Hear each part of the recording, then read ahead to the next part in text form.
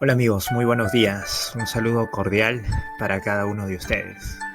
Hoy vamos a hablar acerca del capítulo 14 de Primera de Reyes. Nosotros ahí encontramos mensajes bastante necesarios y al mismo tiempo que nos llaman la atención.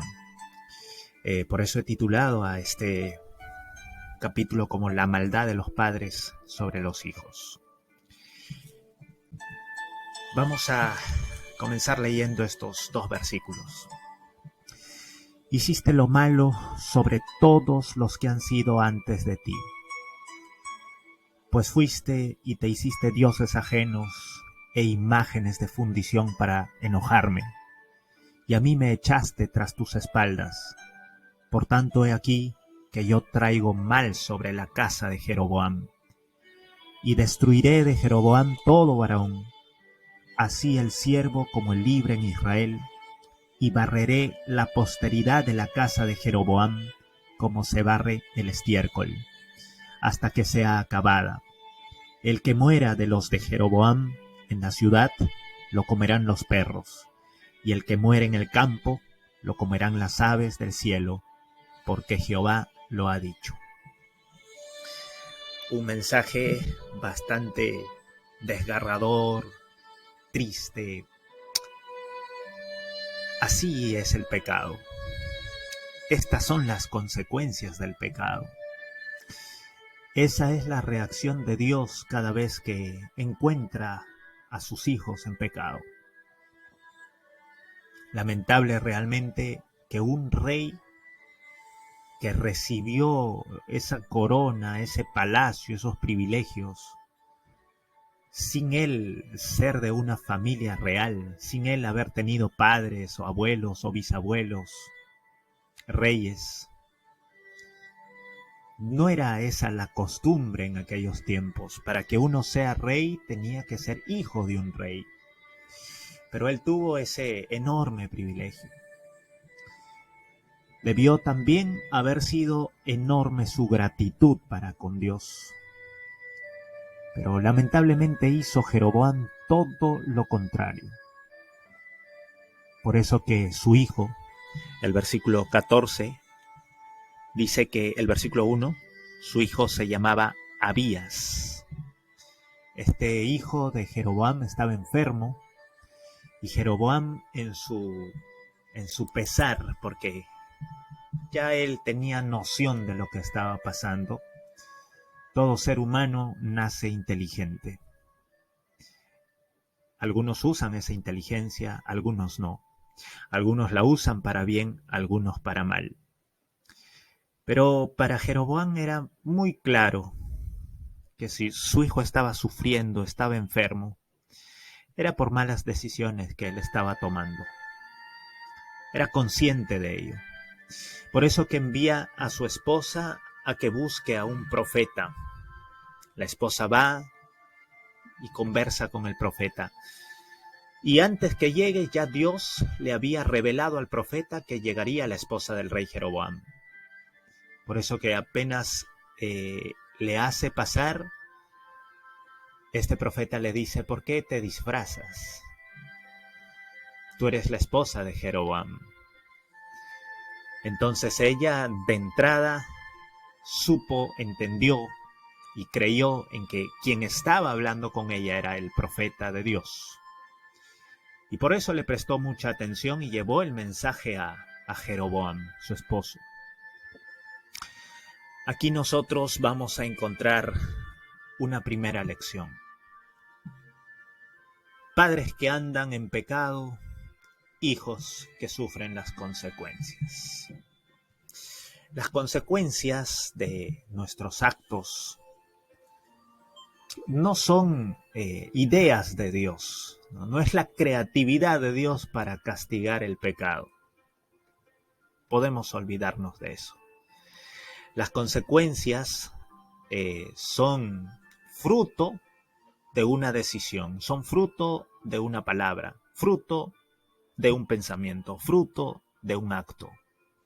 Es la ley de la vida, la ley de la siembra y la cosecha. Si yo en casa siembro respeto a Dios, no dudes vas a cosechar respeto a Dios por parte de tus hijos. Si en casa sembramos comunión diaria, constante con Dios, vamos a cosechar la comunión diaria y constante de nuestros hijos hacia Dios. Eso es la ley de la vida. Eso nunca se quiebra mientras este planeta sigue existiendo. La única ley que rige la vida de una persona y del universo es la ley de la siembra y la cosecha. A esa ley se le llama la ley del orden, que no solo rige la tierra, sino también los cielos. La sierva de Dios menciona eso en el libro La Educación. Hermanos, nosotros queremos cosechar felicidad. Yo estoy seguro que ninguno de los que estamos viendo este video quiere cosechar tristeza, dolor, y mucho menos quisiéramos cosechar el dolor y el sufrimiento de nuestros hijos por causa de nuestro mal vivir, por causa de nuestro mal ejemplo. Así que tenemos que desarrollar esa responsabilidad en nosotros, teniendo en cuenta que por causa de nuestros pecados no solo sufriremos nosotros las consecuencias, sino también nuestros hijos. El libro de Éxodo nos dice que sufrirán las consecuencias los de la tercera y hasta la cuarta generación de quienes aborrecen a Dios. Éxodo 20 nos habla de que Dios es fuerte y celoso, que visita la maldad de los padres hacia los hijos. Hermanos queridos, cada vez que nosotros tomamos una decisión, cada vez que vamos a hacer algo, tengamos en cuenta que esas huellas que nosotros dejamos en esta tierra son las huellas por donde nuestros hijos caminarán también. Cuidemos eso.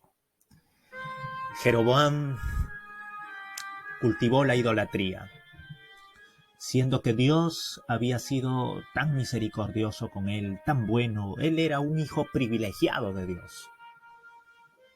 Pero lamentablemente Jeroboam tenía un corazón ingrato, y Abías, su hijo, estaba cosechando las consecuencias de ello. Nos podemos preguntar en estos momentos, ¿pero cómo? Eso es maldad, el hijo era inocente. Vamos a poner un ejemplo para entender esto. Si un padre y una madre en la gestación, en esos 9 meses de formación del nuevo ser humano, sus padres trasnochan por fiestas, sus padres beben licor en esas fiestas, ese hijo o hija que está en el vientre de su mamá va a nacer con serios problemas. ¿Sí? Para empezar, van a ser problemas nerviosos, porque los nuevos seres humanos se forman de lo que se alimenta la madre, de las costumbres, los hábitos de la madre, ¿sí? Hasta de las emociones, de los estados de ánimo de la madre durante los 9 meses de gestación. Es por ello que cuando nace un hijo con problemas de salud física o problemas de salud mental o emocional, no es que Dios puso ese chip malogrado en ese niño, en esa niña, sino que los padres, con sus prácticas, con sus malas decisiones, pusieron ellos el chip en esos genes de ese niño o niña que nace. Allí nosotros podemos ver que no hablamos de castigos aquí. La Biblia nunca habla de castigos. Que por el mal proceder del padre, el hijo pagará ese mal proceder, porque Dios lo hace pagar. No. Son las malas costumbres de los padres, es el mal ejemplo de los padres, es la mala vida de los padres, el mal estilo de vida de los padres que hace que los hijos pasen mal. Los hábitos y las costumbres, hermanos queridos, también se heredan genéticamente, no solo las enfermedades físicas o emocionales o mentales, también los hijos heredan las enfermedades espirituales. Cuidemos eso.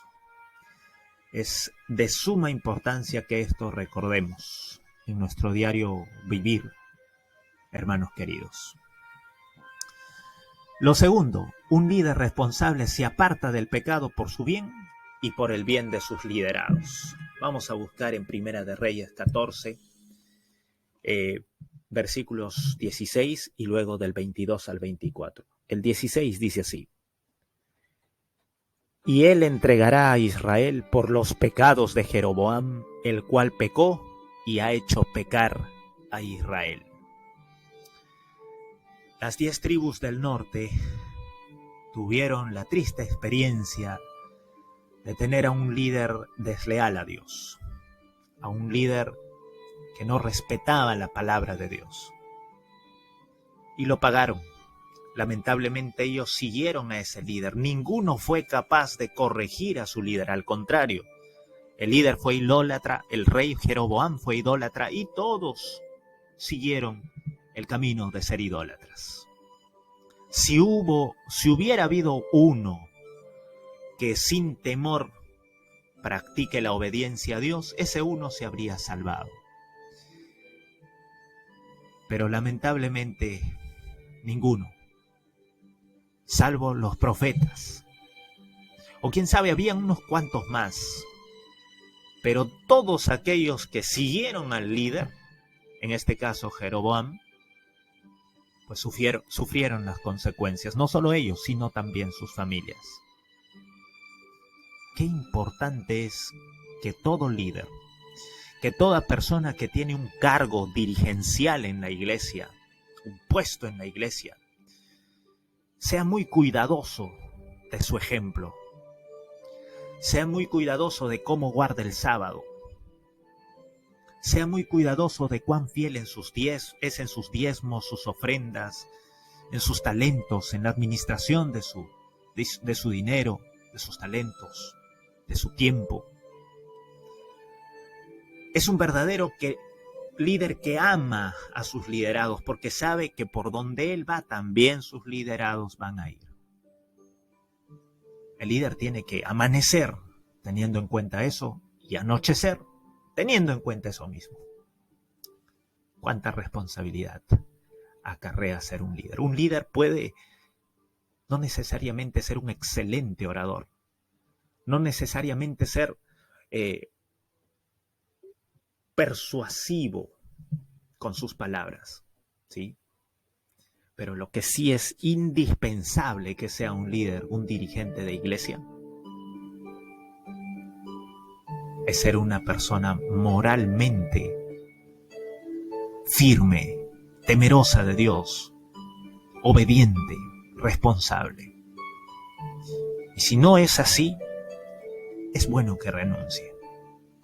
Si no estamos siendo así, mejor presentar nuestra renuncia. Las palabras convencen, pero el ejemplo arrastra. Esta mañana yo quiero invitarte a que tomes esa decisión, hermano, hermana. Si vamos a ser líderes, si vamos a ser dirigentes, aceptemos pagar el precio. Jesús también vino como líder, vino para ser líder. Y él pagó el precio para ser un excelente líder.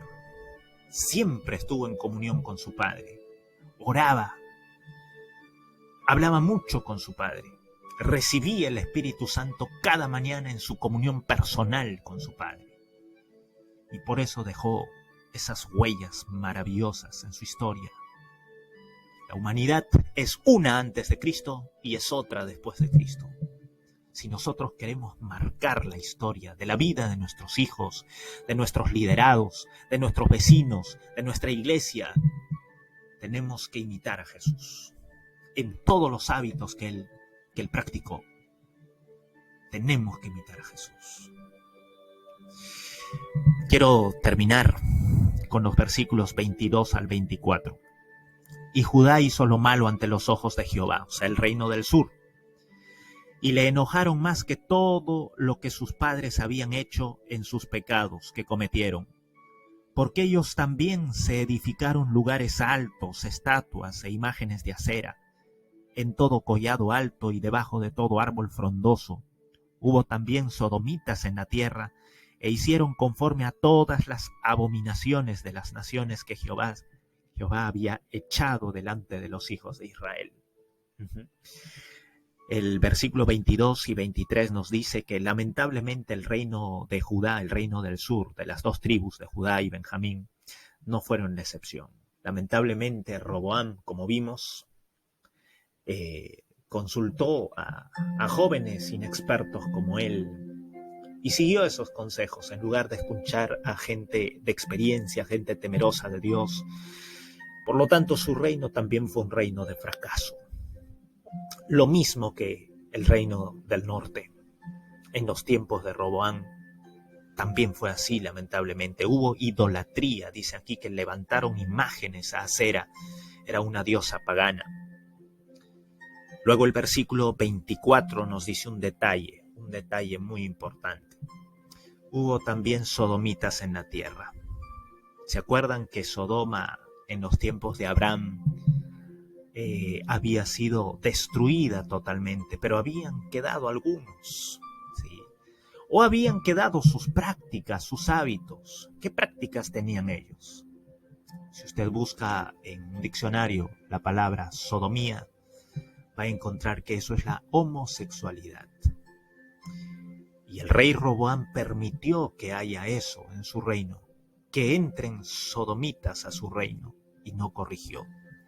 Eso tendría serios problemas, causaría efectos tristes para el reino de Judá. Nosotros leemos que a todas estas abominaciones de las naciones, tales como la sodomía, Jehová había echado delante de los hijos de Israel. ¿Qué significa que Jehová había echado? Jehová había explicado a su pueblo que eso era abominación ante sus ojos, pero su pueblo cayó en eso. Hermanos, muy pronto en la historia nosotros vemos cómo el pueblo de Dios pasó tribulación, pero de aquellas, por estos malos caminos que ellos decidieron tomar. Un día, o por mucho tiempo, tuvieron que estar cautivos de su propia ciudad, porque si salían de Jerusalén, morían afuera. Los asirios habían cercado la ciudad, y ay si se atrevía a salir algún hebreo, lo mataban. Por eso que adentro, aunque con hambre, aunque con sed, permanecían encerrados de miedo. La historia en la Biblia cuenta que tuvieron que por hambre comer las sandalias de sus pies, ese caucho, ese jeve, tenían que comer porque no había más que comer.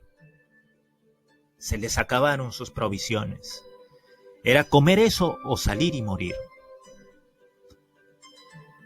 Y lo más triste, la Biblia nos narra que tenían que comer a sus propios hijos, porque no había que comer. Realmente terrible lo que le pasó al pueblo de Dios. ¿Será que Dios quería eso para su pueblo? ¿Ese era el plan de Dios para ellos? Para nada. Dios tiene planes solo de felicidad y prosperidad para sus hijos. Tercera de Juan 1:2 dice: amado, yo deseo que tú seas prosperado en todas las cosas. Pero cuando nosotros despreciamos a Dios como el Señor de nuestras vidas, entonces cosechamos tristeza, dolor, sufrimiento. Quiero en esta mañana que junto conmigo en oración le digamos al Señor: Padre, no quiero ese tipo de cosecha. No quiero eso tampoco para mis generaciones, para las personas a quienes lidero, en mi trabajo, en mi vecindario, en mi familia, en mi comunidad, en mi centro de estudios. Yo quiero felicidad para ellos. En mi iglesia, yo quiero felicidad para mis hermanos. Ayúdame, Padre, con tu Espíritu Santo, a caminar bien en mi vida, a tener un buen ejemplo, que inspire a los demás para que también te respeten, te honren y te obedezcan. Hagamos ese pedido y ese compromiso en esta mañana. Que Dios nos bendiga. Un abrazo. Feliz día.